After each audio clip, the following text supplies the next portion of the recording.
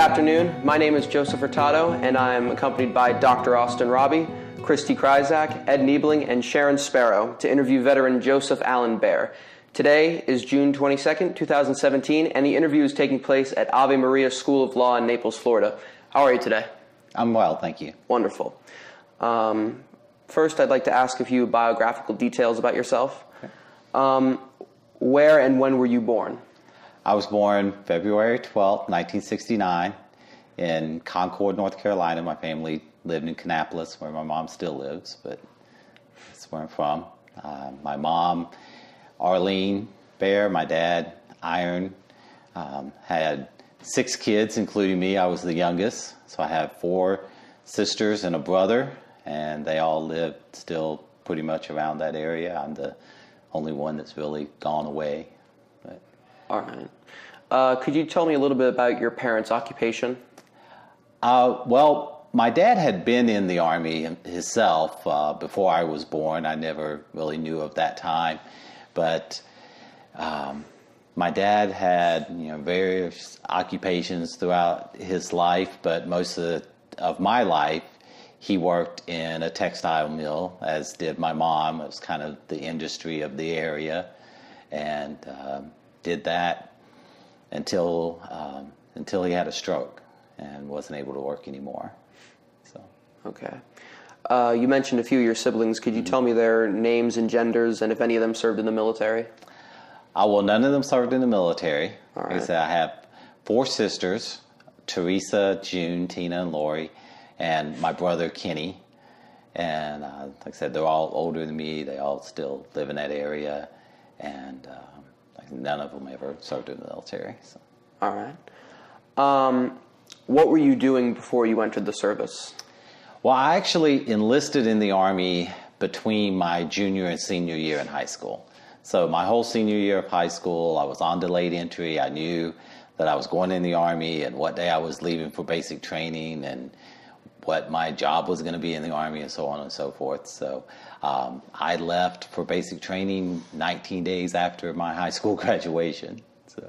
Wow. Why did you pick the Army, did you say? Honestly, it's something that was just almost intrinsic with me. I can't remember a time of not thinking that I wanted to be in the Army in some form or fashion. Rather than the Marines or the Navy or the Air Force? Yeah, it was just always Army. Like I said, my dad was in the Army, and his dad was in the Army. Though I didn't know them during those times, I always knew of that, and so I think that was kind of part of it.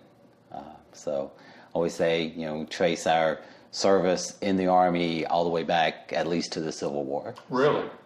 My, I think it would be my great grandfather was wounded at Gettysburg and died at Petersburg in Virginia. Do you remember his name, or do you know his name? John. Gee. All right. Now I'd like to ask you about your early days of service. Mm-hmm. What happened when you departed for training, basic training? Like, what was going through your head and mind, like leaving home? I think I was just pretty excited. I remember, once you get to basic training, they have you call home, just a long enough call to let them know that you got there okay and you're alive and so forth. And my dad answered, and so I talked to him. And I still remember him saying that my mom, I guess, was more nervous about it or more apprehensive and was kind of hoping that at some way I would not go at the last minute or something. But why did you feel like that? I think just the apprehension of, youngest child, the only one really going away from home. Like I said, to this day, all the rest of my siblings live within 15 minutes of my mom. And so, she sees them all the time. I haven't lived there since I was 18. So I think that's what it was. It's just one of her kids going away. And so. All right. What was it like during your early days of training?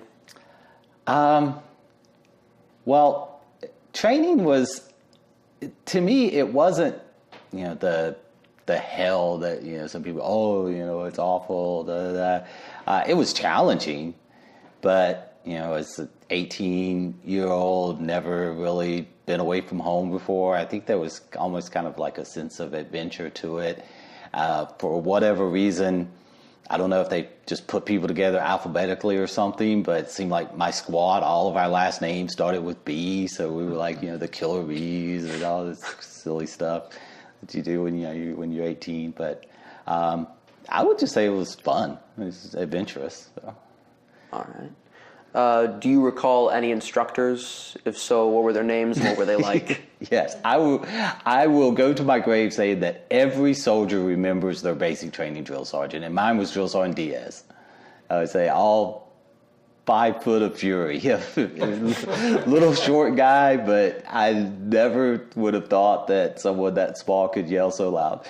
But I would say every soldier remembers their basic training drill sergeant. Do you have fond memories of them? I don't know if I would say fond, but I definitely have memories. But, Did you receive any special training after basic training? Yes, I was in aviation maintenance. I was a Chinook mechanic and later flight engineer. So I went from basic training, I went to Fort Eustis, Virginia to receive advanced individual training for that. And my drill sergeant there was Drill Sergeant Smith. Do you have any fond memories of him? Again, I wouldn't say fond, but definitely have fond memories of that time and that area. And in basic training, you really don't see the area outside the post. In AIT, you do. So got to start seeing Virginia, and actually was stationed there later in my career, and so it's a nice area. All right. How did you adapt to the military lifestyle, the physical regimen, barracks, food, and social life? Yeah, I think I adapted to it well because it was something I always wanted to do. So I think it fit me. And later in my career, I would always say, the military's not right for everybody, but it was right for me. And to this day, I know it was the right thing for me. So I think it fit. Perfect. Now I'm going to ask you about your wartime service. Okay. Where did you serve? Well, during my very first enlistment, a couple years in, Desert Storm happened, and I was actually stationed in Alaska, and still pretty young, and young men can be foolishly eager sometimes, thinking this is the last place in the world they're going to take people and send them to the desert. And then lo and behold, here you go. We're on a plane and went over and served doing that. So that was quite a transition going from Alaska in December to Saudi Arabia and then into Iraq. So served in Desert Storm. And then much later, more toward the end of my career, back in Iraq again in 2003 in OIF 1 for with the 101st at that time under General Petraeus, and we went into Iraq and all the way up to Mosul, and the whole time I was in aviation maintenance, so I was always a Chinook guy, a helicopter guy. That was my wartime service. All right. Do you have any memories in Alaska or Iraq? Yeah, a lot of memories. Alaska was great. I would say, it was beautiful, and I got to be a flight engineer there, so I did a lot of flying and seeing a lot of things I certainly would not have seen if I hadn't joined the Army. I don't think I would have ever just up and moved to Alaska for 4 years. But, a lot of beautiful scenery, beautiful wildlife, and even off-duty times of going hunting and fishing with friends that I made there and just enjoying that. It's a great experience. And then Iraq, I mean, what can you say? It's hot, it's dry, it's sandy. I just remember the sand. The sand gets everywhere and into everything. I still remember when we first went into Iraq in 2003, we were moving so fast, we really didn't take the time to fully set up. A lot of times we didn't set up tents, you're just sleeping outside. I remember one time waking up like 2 o'clock in the morning in the middle of a sandstorm, and it's like, what can you do? Well, there's nowhere to go. You just roll over so the sand hits you in the back instead of the face, and it's just, Wow. it's everywhere. Were you under fire then, or were you? No. In Iraq, especially, at that time, there was the initial war, and then there was the lull, kind of the, call it the honeymoon period, where things seemed peaceful, and then everything, started getting bad again, all the, insurgents and everything. And so being in aviation, I wasn't a front line, go out, find, fix and destroy the bad guys kind of thing. But every base, you get indirect fire on a pretty regular basis. I mean, it just happened. They're lobbing things at you. They're mortars. And things like mortars, that. rockets, things like that. I was for a good while in a position of helping our procurement officer in going downtown, going into Mosul and purchasing things for the company that we didn't get through the regular supply system. And, that got to be a little hairy with the IEDs and so forth. But we were blessed. We never got hit in doing all that, never lost anybody. What does a flight engineer do? I mean, what would the daily routine for you be? What would you? You, one, maintain the aircraft. In Army aviation, pilots aren't assigned to a particular aircraft except during combat, but flight engineers and crew chiefs are. And so it's their responsibility, first and foremost, to maintain the aircraft.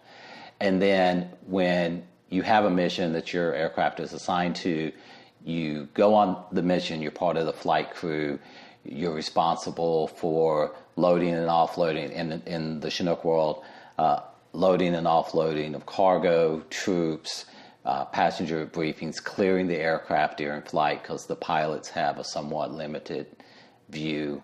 They can't see the back half of the aircraft. So calling the aircraft in on landings, especially in confined areas and unimproved areas, which is mostly what you operate in that kind of environment. Like I said, I spent a good bit of time with the 101st. Big thing with them is troop movements. It's an air assault division. So, you're picking up infantry guys, taking them to within, a few hundred yards of an objective, putting them off so that they can, get into it, can cordon off a village, go in and do a search or whatever they have to do. So it's a lot of fun. Do you remember any specific times? Do you remember any specific missions that you were doing or any time you were flying? Do you remember anything that just stuck in your head? Well, a lot of flying over Iraq, especially the first time during the Gulf War, seeing the oil fires, seeing just the destruction and so forth, and hauling a lot of special things for that. As far as in peacetime, probably the most spectacular, again, was up in Alaska, where you land on a glacier and it's just snow and ice for 10 miles, as far as you can see. Or we do a thing called pinnacle landings, and which came into a big play in somewhere like Afghanistan, where you're always operating up in the mountains and you can't get the whole aircraft into an area, so you just put the back wheels on the edge of a cliff and lower the tailgate and let the infantry guys run out. And doing that up in Alaska, and so you have the back wheels on the edge of a cliff and you're looking out the front door and it's like a 2,000 foot drop off.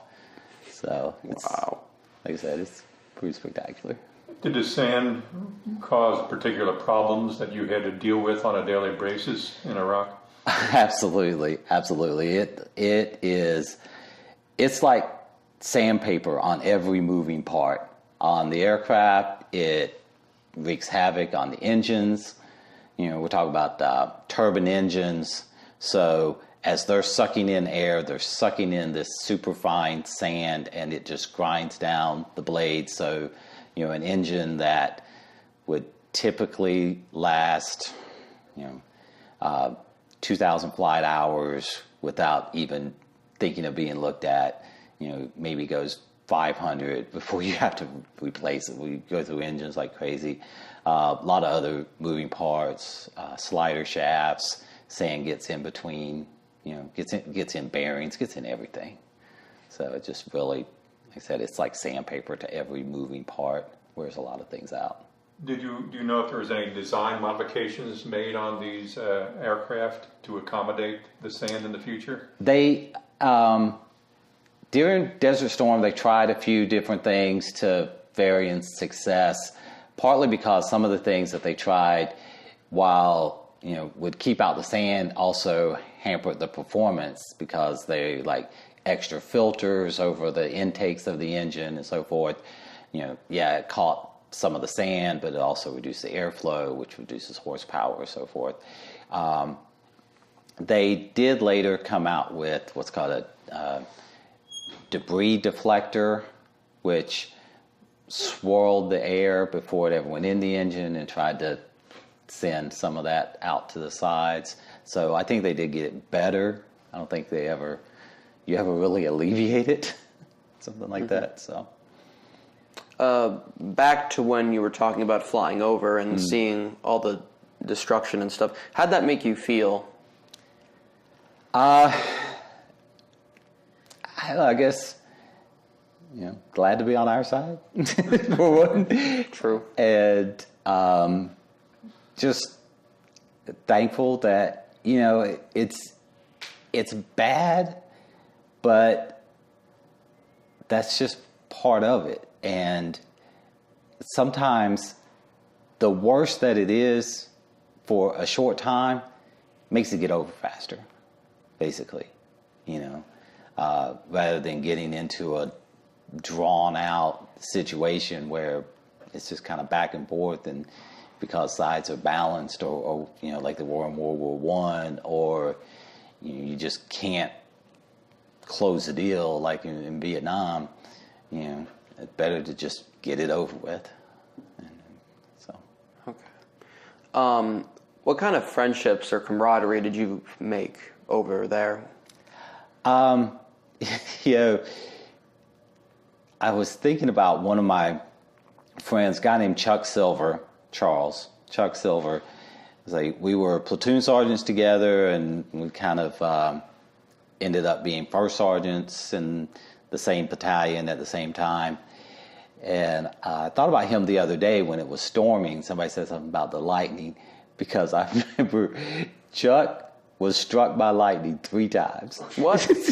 Yeah. You got to tell us about this. And so he was just like, if it was storming, he did not want to go outside. He did not, and so I don't think he would ever live here in Southwest Florida.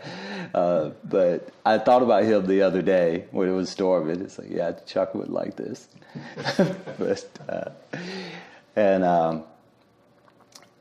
thought about some of the first sergeants I had when I was younger, when I was a young sergeant. First Sergeant Johnson, he made me do a lot of things that at the time I thought, this is not my job. This is for someone above my level. Like what? What do you?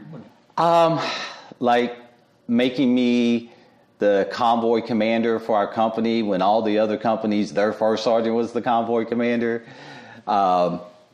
Putting me in charge of a forward detachment when I was a staff sergeant E6 and there were sergeant first class E7s sitting there, like not doing all that much. But I realized later that he was really just pushing me to grow, and that it was all part of my development. And if he hadn't pushed me like that, maybe I wouldn't have made it as far as I did. I certainly wouldn't have been as prepared when I did make it there. So, in hindsight, you learn to appreciate those a little more. All right. When you were serving, how did you stay in touch with family and friends back home? Well, I've never been a lot for letter writing, so it's always been phone calls for the most part. When I was in Desert Storm, first time that I was in Iraq for Desert Storm, there wasn't an opportunity to call very much. Every once in a while, maybe every 2 or 3 weeks, you get an opportunity to make a phone call back home. So I did write some letters then, try to write some notes and stuff. That was one thing. Because of the lack of communication, my great-grandmother died while I was in Desert Storm. And I found out about it, I think, a couple weeks after she had passed. So by the time, 2003, Operation Iraqi Freedom rolls around, it was much more, not initially when we went over there, but once the initial invasion kind of settled down, people, units got set where they were going to be, communication picked up a lot more. They set up areas that you could go in and use the computers and even use instant messaging through the Army website, through Army Knowledge Online.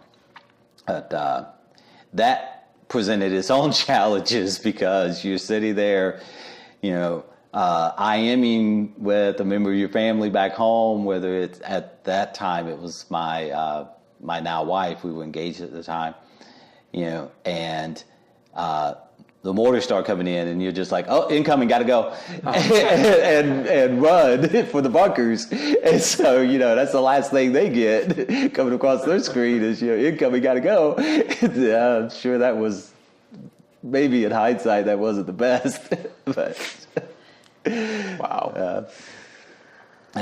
And now I guess, it's like soldiers still can just, take their iPhone or take their cell phones with them when they're deployed and stuff. And I don't know.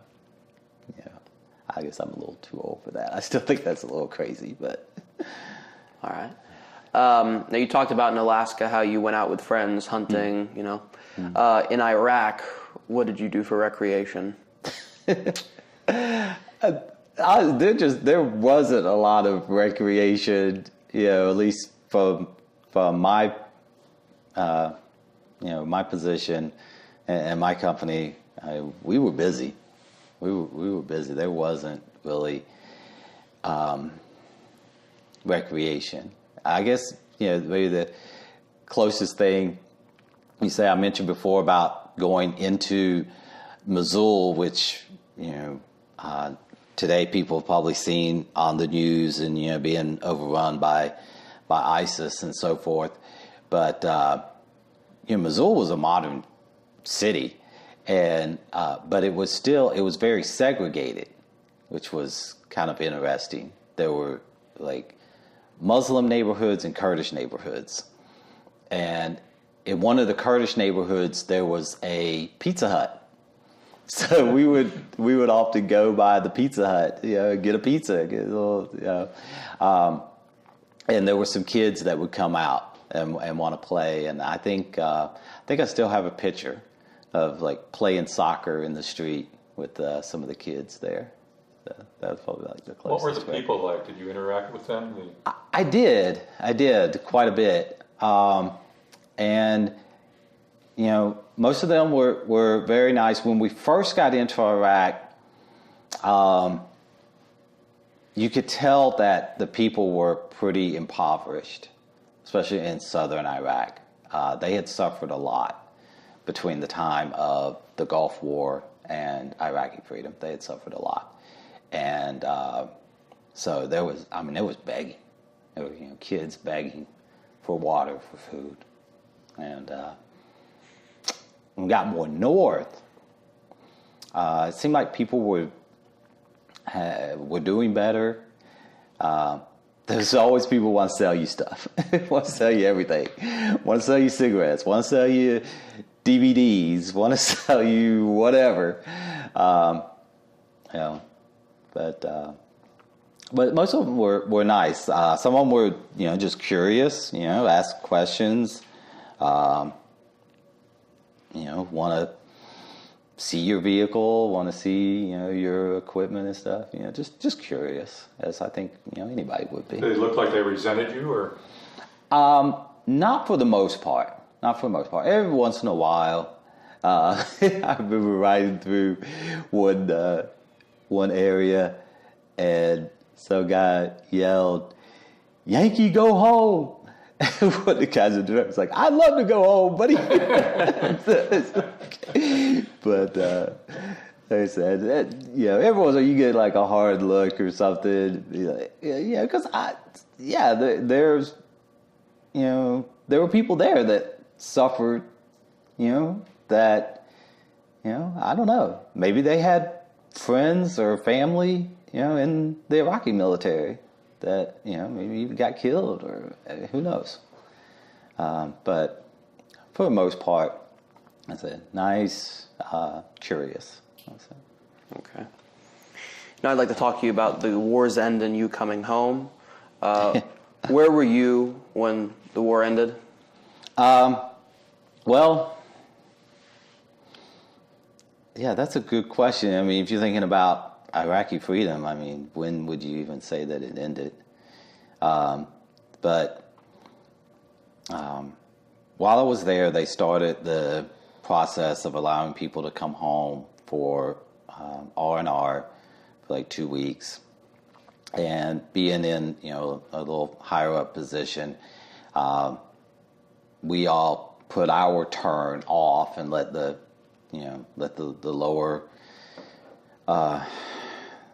lower ranks go first and stuff. And so by the time it like rolled around to me, our commander was like, "Hey," it was only going to be, I think, like a month and a half before the whole company was coming back. He's like, "I want you to just stay back there and make sure everything's prepared to receive us." As he knew that I was engaged. And so I came home December 3rd, and my wife and I got married December 6th. So, What year was that? 2003. How did you return home?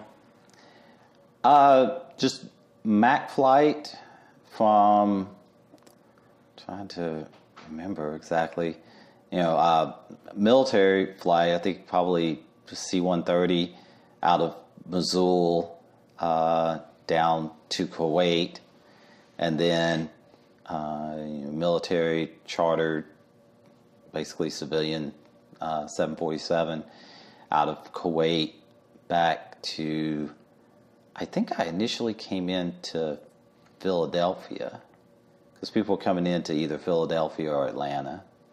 And I was stationed at Fort Campbell, Kentucky. I think I came into Philadelphia, and then just commercial flight from there back to Nashville. My fiance picked me up at the airport. So that was still really early. People were very supportive. So, you know, everybody was patriotic and greeted soldiers at the airport. We didn't know what to expect. You know, nobody, I guess, had really thought of that real far ahead. They didn't tell us that, you know, there's going to be this or that or whatever, but we got there. I know I wasn't the only, you know, service member on the plane, but it wasn't a fully chartered flight either. So we got there and they were like, "Hey, we're going to remain seated and let the service members deplane first."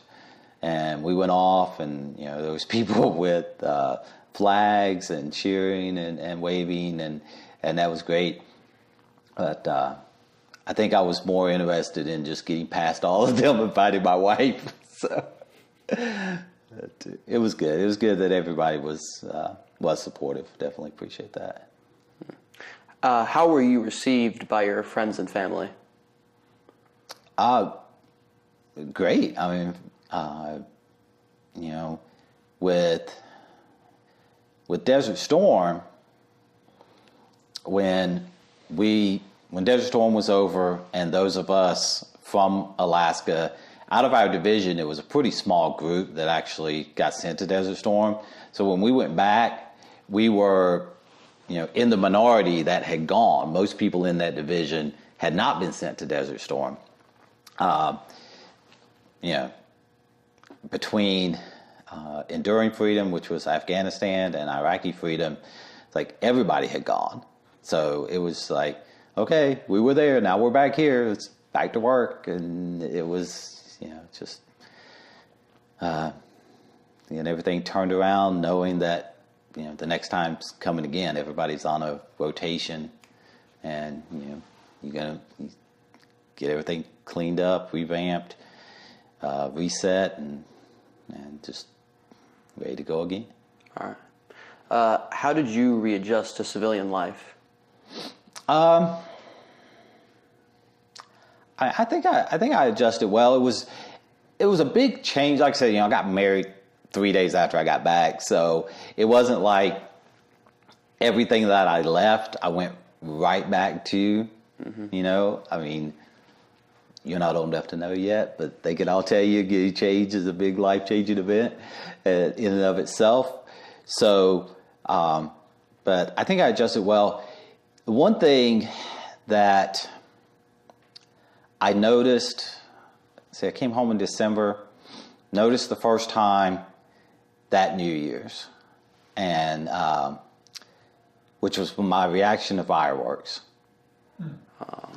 And something that I learned much later was pretty common, that, having been there and having had indirect fire so many times, I found myself not liking the sound of fireworks. And I was okay if I saw them, but I really didn't like hearing them and not seeing them. And like I said, I found out really years later, after I retired, talking to some other veterans that had the same experience. But I never talked to anybody about it while I was in, because you just don't talk about it. So, and that was something that lasted a long time. Okay. Have you remained in contact or reunited with fellow veterans? A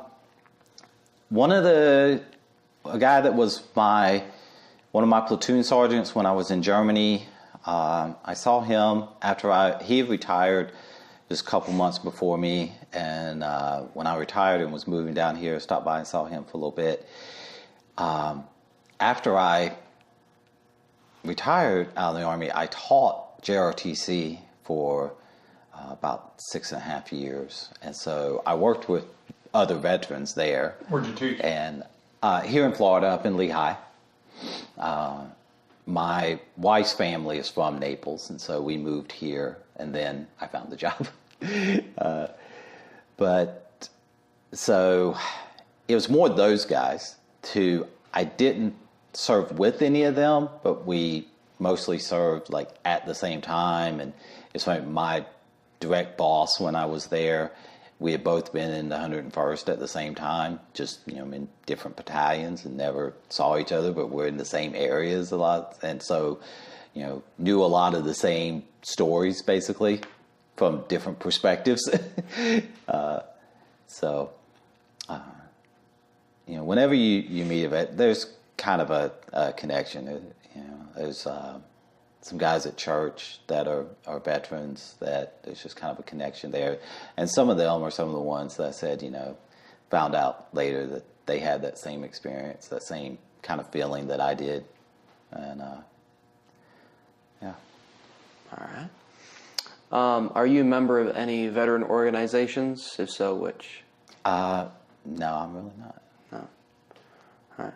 What have you done since separating from the Army? Well, like I said, I taught JROTC for a while, and now I'm a law student here at Ave Maria School of Law. What inspired you to become a law student? I've always been interested in the law, and when I left the school that I was working at to start going to school here, I told my principal it was her fault because a couple years ago, I guess maybe 3 years ago now, in one of our staff developments, she challenged us to think about if we could not teach, what would we do? What would we be doing, for a career? And I said, I've always been interested in the law. And so I just decided that it's not too late. And so I tell people I'm embarking on my third career because the military was my first career and teaching was my second career. What kind of law do you think you'd like to specialize in? I would like to specialize in civil litigation if I can find the opportunity. So. Okay. How did your wartime experience affect your life? I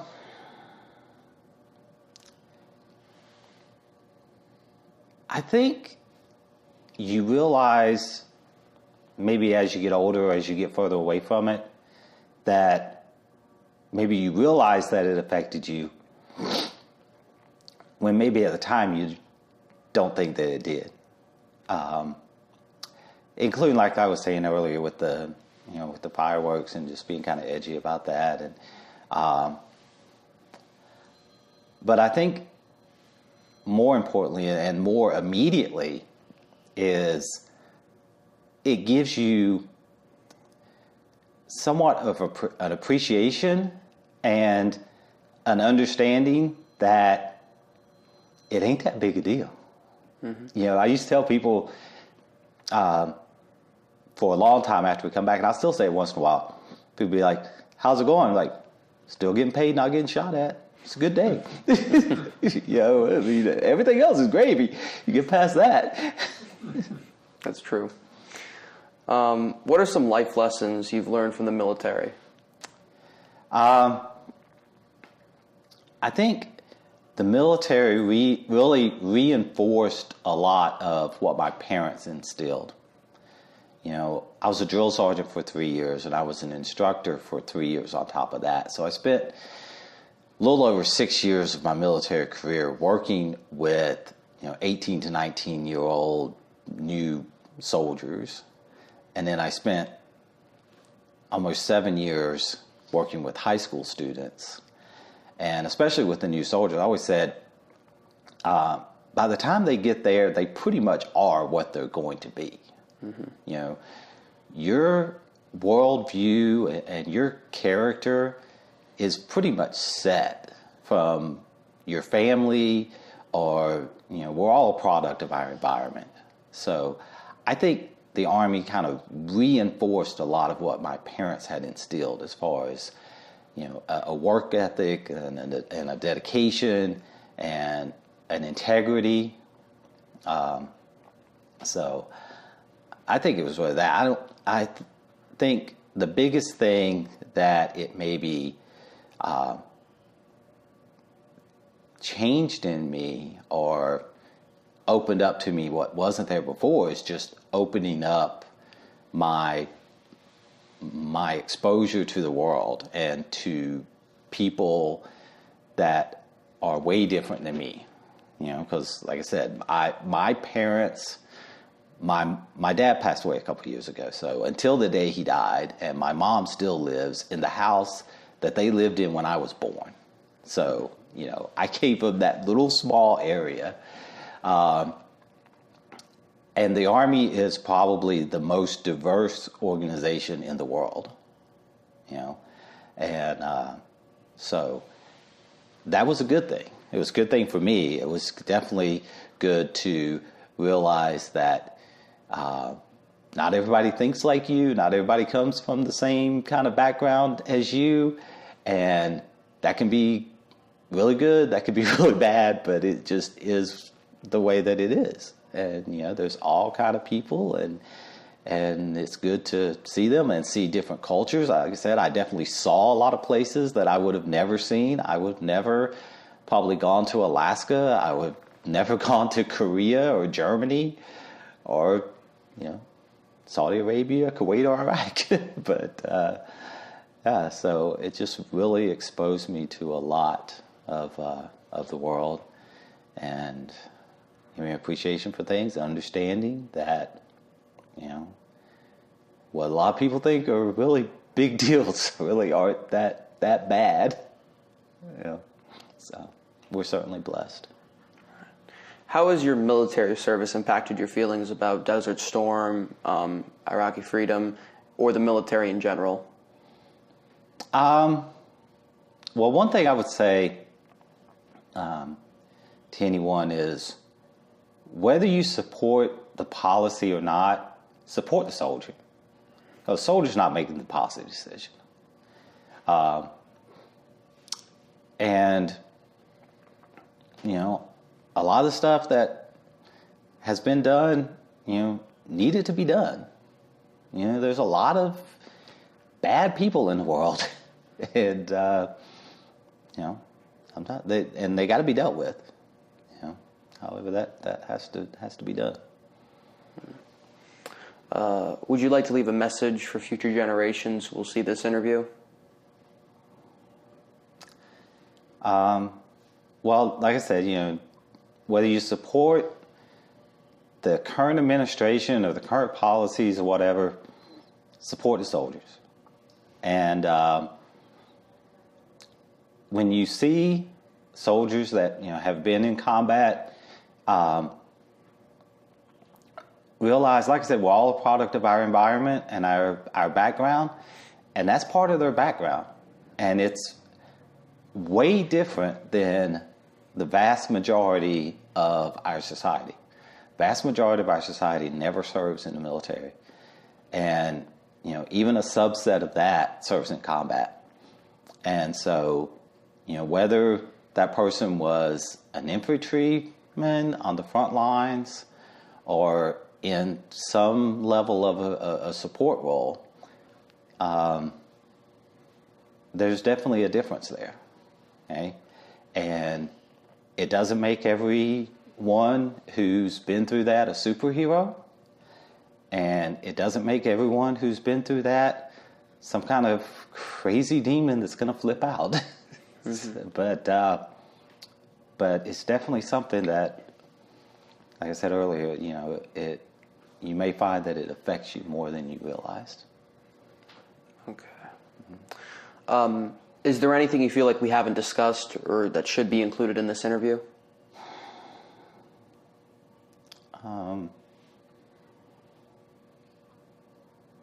No, I think you've done a good job. All right, wonderful. Well, I'd like to thank you for your service to this country and everything you've done, and thank you for agreeing to this interview, and just thank you very much. Well, thank you.